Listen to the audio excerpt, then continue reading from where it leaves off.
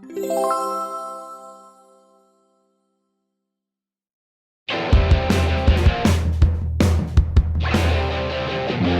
guys, here's E. It was Chinese Valentine's Day on this Monday, and I promised to make some desserts for this special day, although it's kind of late. There are some adorable heart-shaped cake pops. You can use them to surprise your loved ones. They look slightly complicated, but super easy to make. To bake the cake, simply mix in 90 grams of sugar with 3 whole eggs. Crack our eggs one by one into a large mixing bowl. Beat them with an electric mixer on low speed, then high until they turn fluffy and pale. Sift 90 grams of regular flour type 405 to prevent any flour lumps. Then stir it into our cake batter with a spatula gently.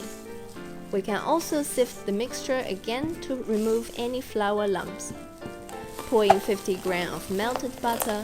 Make sure it's cooled slightly, otherwise it might cook the eggs. Lay a piece of baking paper on a baking tray, which is around 20 centimeters times 30 centimeters large. Make 4 cuts at each corner to fit in the baking paper properly. Pour the cake batter gently into the baking tray without making too many bubbles, and straighten out the surface before putting it into the oven. Set our oven at 180 degrees Celsius. Bake it on the middle rank for about 20 minutes until the cake is firm. Once it's done, we can let it cool before take it out by pulling the baking paper. Then cut out our cake pops with a heart-shaped cookie cutter, around 4 to 5 centimeters diameter. The cake is quite firm, so a cookie cutter is perfect for getting out the correct shape. The recipe should have a yield of 20 or 21 cake pops. We can then set them aside and working on the sugar coating. Heat up 100 grams of apricot jam, or here I'm using a strawberry cretin jam my mother-in-law made from the cretins in our garden. Mix it with 1 tablespoon of lemon juice. You can also squeeze your own fresh ones. Turn our stove to medium. Stir it gently with a spatula until it's warm. The jam will give our cake pops a hint of sweet and sourness. Brush the warmed jam or around our cake pops one by one and let them dry on a rack. It might be a good idea to lay a piece of baking paper underneath, because the jam is quite sticky, might drip on the table and hard to clean later.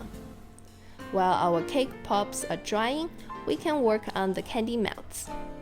Here we have 200 grams of red or pink color candy melts and some red sugar glitters.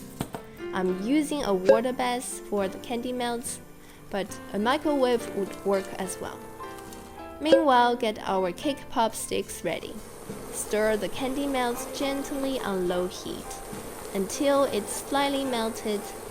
Pour in 20 grams of coconut fat to dilute the icing slightly and make it smooth and glossy. Once there are no hard pieces, take one of the sticks and dip it into the sugar icing about 1 centimeter deep and poke it into one of our cake pops. Keep doing it until we finish all the rest of our cake pops. Set them aside for roughly 15 minutes until they are dried and stable.